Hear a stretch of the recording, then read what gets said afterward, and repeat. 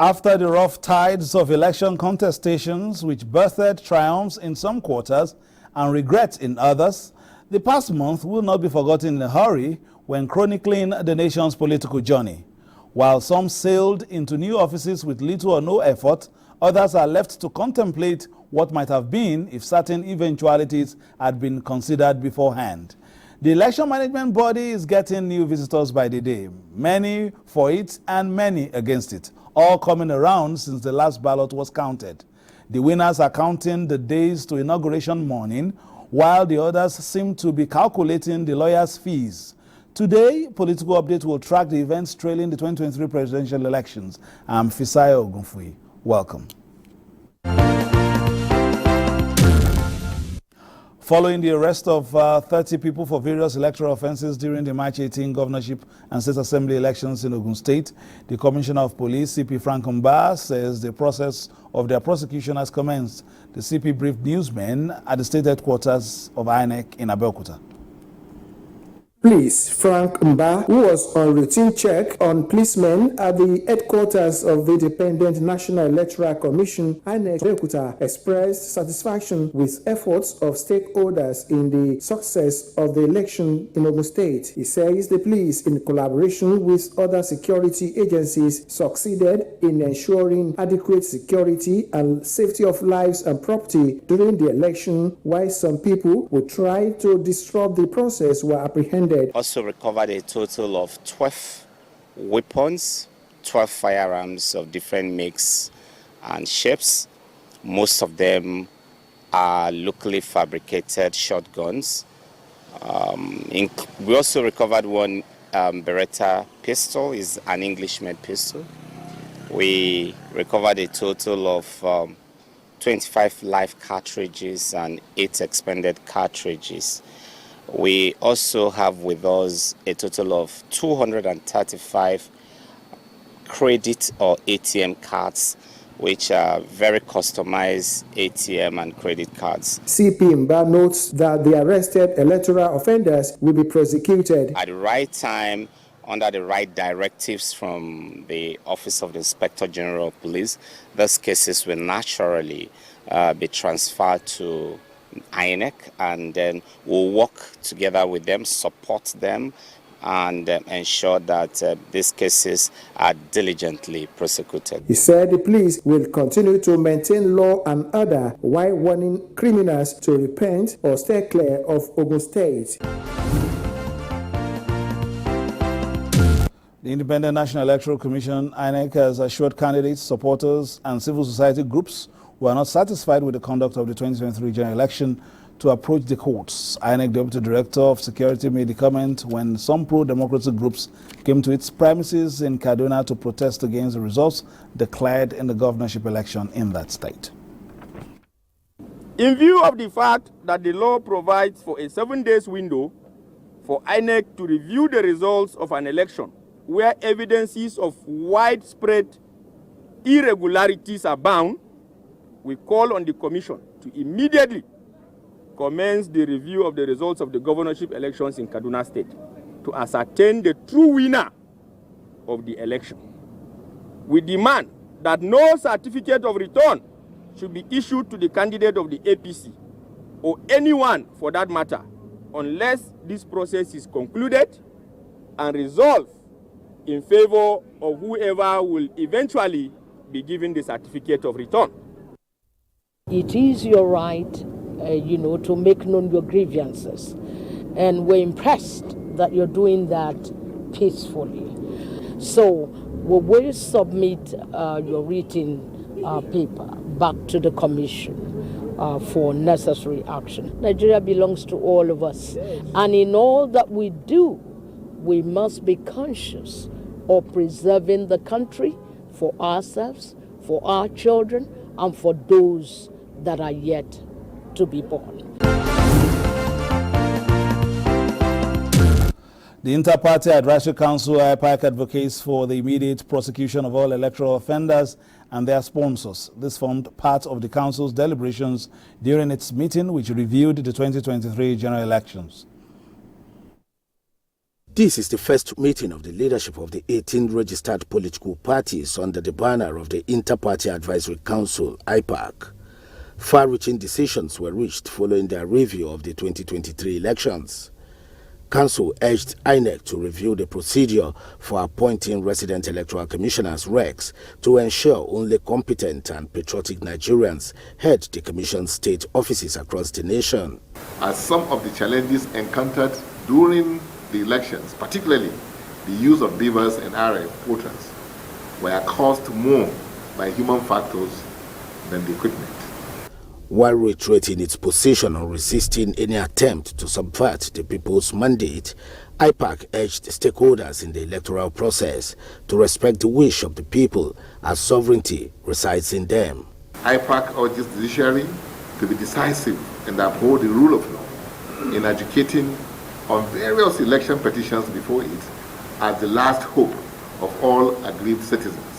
The council charged INEC to sit up and take its constitutional duty seriously to avoid the preventable glitches and hitches with its bimodal voter accreditation system BVAS and INEC result viewing portal IREV that question its readiness to conduct the elections and authenticity of results declared, particularly in presidential and National Assembly elections. Speaker of the ECOWAS Parliament, Sidi Mohamed Tunis, says successful conduct of the 2023 general elections in Nigeria stands as an example of democratic transition and governance for other countries in West Africa. At the delocalized joint committee meeting on energy in Freetown, Sierra Leone, Tunis encouraged ECOWAS member states to emulate the conduct in Nigeria to consolidate on democracy in the sub-region.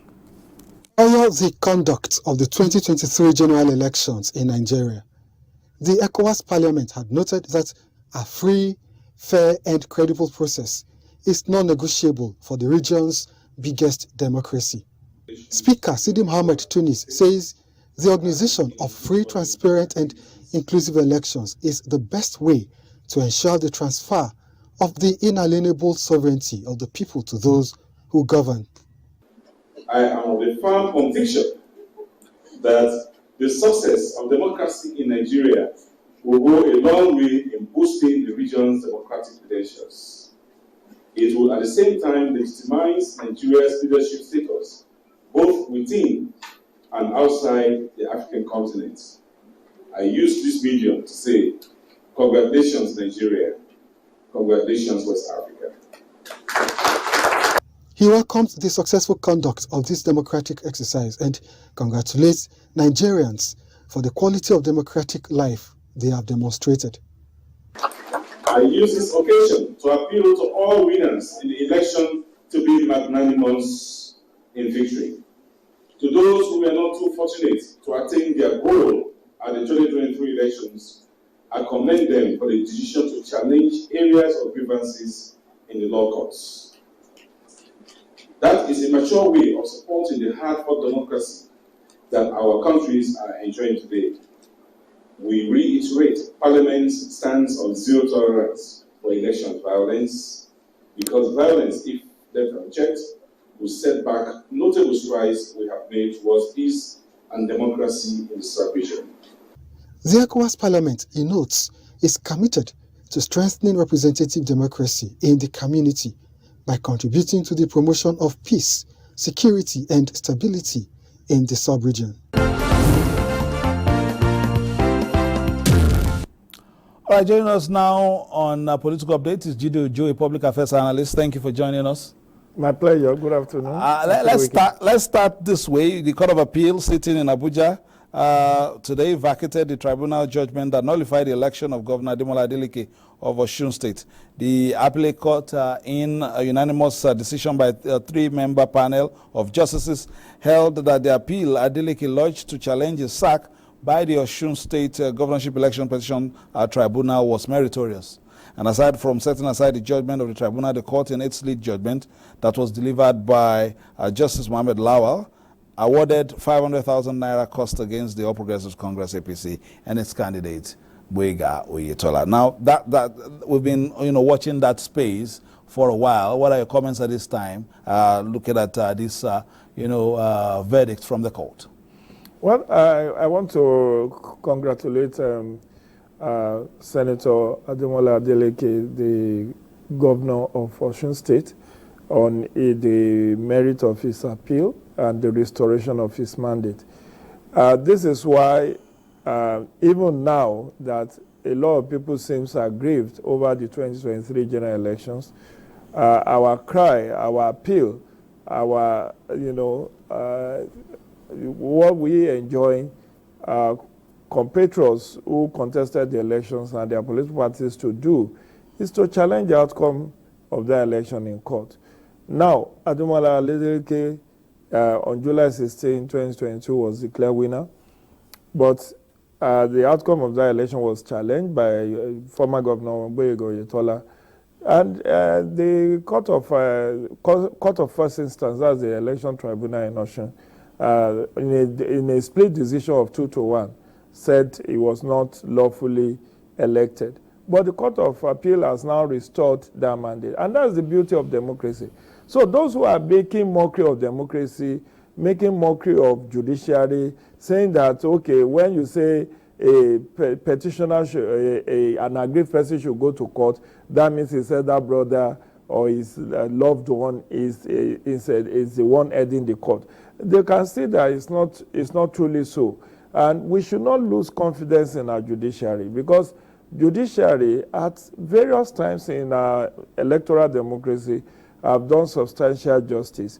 And that's why today, Fisaro, we have 8 states where there is off-cycle governorship election, where the Court of Appeal or Supreme Court have decided the initial winner were not the winners of those elections. And they did the needful by giving the mandate back to who the people truly elected. So it's a victory for democracy, and hearty congratulations to PDP in Osun State, PDP National, as well as Senator Ademola Adeleke. Okay, let's look at elections that we witnessed in the past fortnight. Last weekend, and then 3 weeks before then, the Presidential and National Assembly election. Looking at all the push and shove, when are we likely to be able to truly move on from the physical and emotional debris of the 2023 elections? It will take a while, given the fact that already the presidential candidates have approached the court. At least at the last count, about 3 or 4 of them, of the 18 presidential candidates, have gone to court to challenge the outcome of that February 25th election. And at the senatorial and House of Reps level, there are quite a number of those who have also gone to court. Recall that Section 285 of the Constitution actually, gave birth to the governorship, tribunal, as well as legislative tribunal, both national and state. And there is 21 days window within which any aggrieved person is asked to file his petitions. And now we have seen the petitions arriving from the February 25th, 2023 general elections in court. And I believe in another 2 weeks from now, those from the State House of Assembly and governorship will also be filed. So for us to have a complete closure to what has happened both on February 25 and March 18, 2023, it will be when the last of these petitions are adjudicated upon by the various election tribunals and courts. And that will be court of first instance will look at this for an upward period of 180 days. And then at the appellate court for governorship, there is another 60-day window. And then at the Supreme Court, another 60-day window. But for the House of Reps and State Assembly petitions, it terminates at the Court of Appeal, as well as for the presidential petition, the Court of First Instance is the Court of Appeal, and it terminates at the Supreme Court. So these are the various dynamics that are likely going to play out. But I hope those who have issues with these elections will approach the court and armed with evidences, because it's not just emotions, it's not just crying foul. You must have evidences and exhibits backing up your claims. Okay, let's move on to the next story. We'll come back to pay off with, your expectations, because the Delta State governorship candidate of the Young Progressives Party, YPP, Sonny Ofehe, has advised the president-elect, Asiwaju Bola Ahmed Tinubu, to convoke a sovereign national conference when sworn in to deliberate on all aspects of the Nigerian election to devise a means of forging a greater future for the nation. He made those comments during a review of the Delta State governorship and state assembly election. The 2023 elections, both at the national and sub-national levels, has raised concerns among many stakeholders. In a briefing to discuss the post-election outcome of Delta State governorship and state houses of assembly elections, the governorship candidate in Delta State, Chief Sonny Ofehe, faulted the process of the election. What position should a patriotic citizen take but to speak the truth that Nigeria is the only country we have, and we, the citizens, have a collective task and duty to build Nigeria into a great country in the Committee of Nations? Chief Sonny Ofehe urged the European Union and other international observers to take proactive steps in ensuring that electoral offenders are punished, and further recommended a national conference for the incoming administration. The key variables of the INEC general election in Nigeria must be interrogated. What are the key variables? Number one, INEC. Number two, the political parties and their candidates. Number three, the whole gamut of security organizations, the fourth estate of the realm, election observers, and most especially the European Union, the Nigerian voters, and the general public.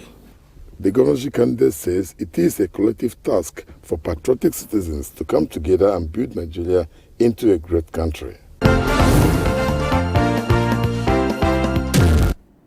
Ahead of the off-season governorship elections in Imo, Kogi, and Bayelsa states on the 11th of November this year, the People's Democratic Party, PDP, has commenced screening of aspirants vying on the platform of the party.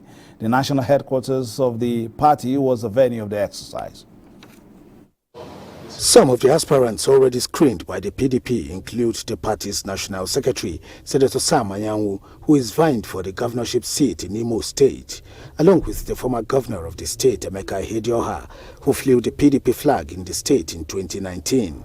For Bayelsa State, the incumbent governor, Senator Doye Diri, is seeking re-election, having emerged as the sole aspirant of the PDP in the state. We try to build a formidable party back home in Bayelsa State.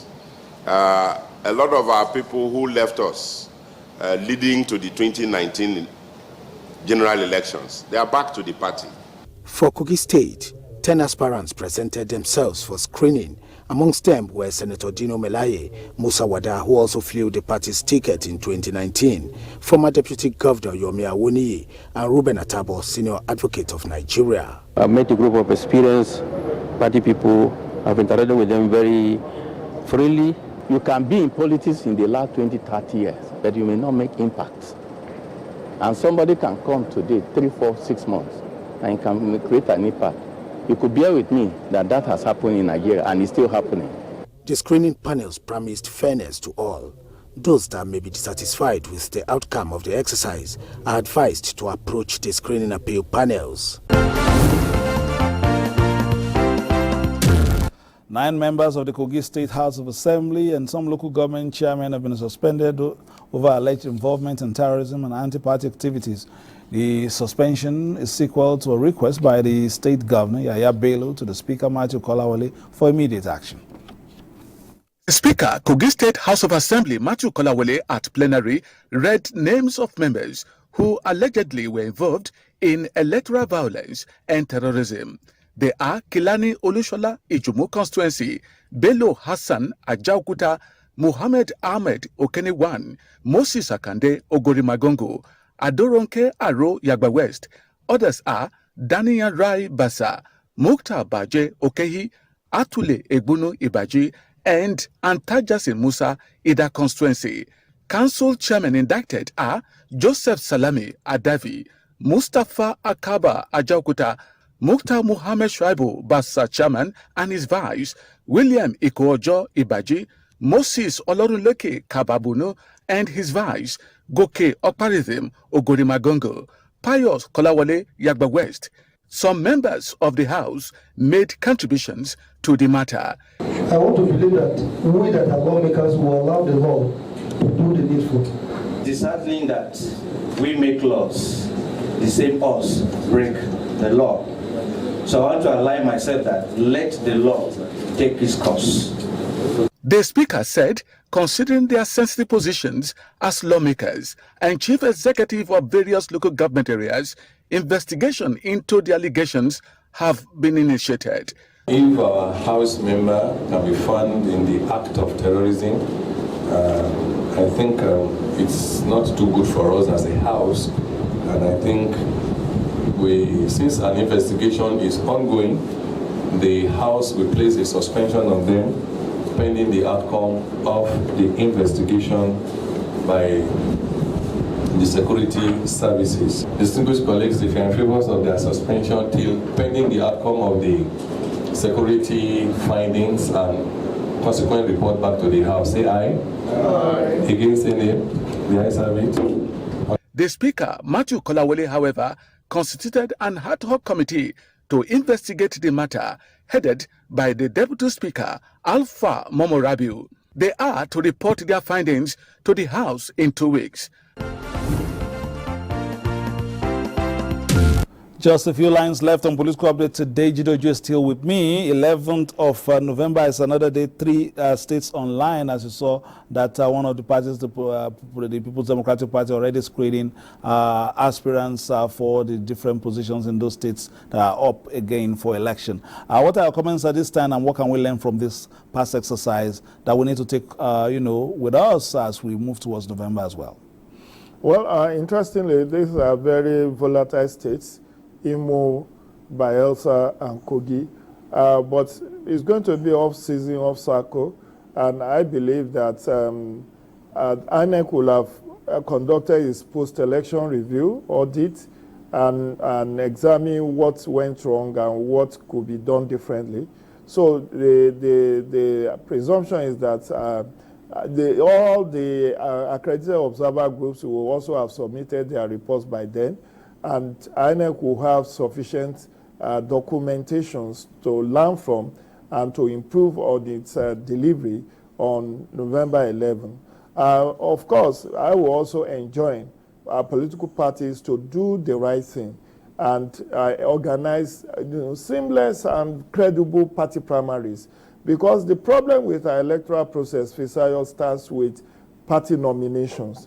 We see over 600 matters filed before court arising from the 2022 party primaries. So I wish all the different 18 political parties well as they prepare for the nominations and the campaigns leading to the November 11, 2023 governorship elections in Imo, Kogi, and Bayelsa. Many thanks to Jidoju for your interventions today. We hope that when we call again on you, you'll be available to us, especially as we look towards a new dispensation and perhaps even more maturity from the political class. And for you, thanks for watching. The Nigerian Television Authority, Africa's finest and largest, serves you the very best of news, reviews, previews, and interviews. And also keep on watching as we set agenda for the new, the incoming lawmakers, as well as helmsmen in various states as well as nationally. My name is Fisao Ogunfe, thanking you for staying tuned. Enjoy the rest of your weekend on the network service of the Nigerian Television Authority. And as I always say on this program, play your politics for the greater good. Bye-bye now.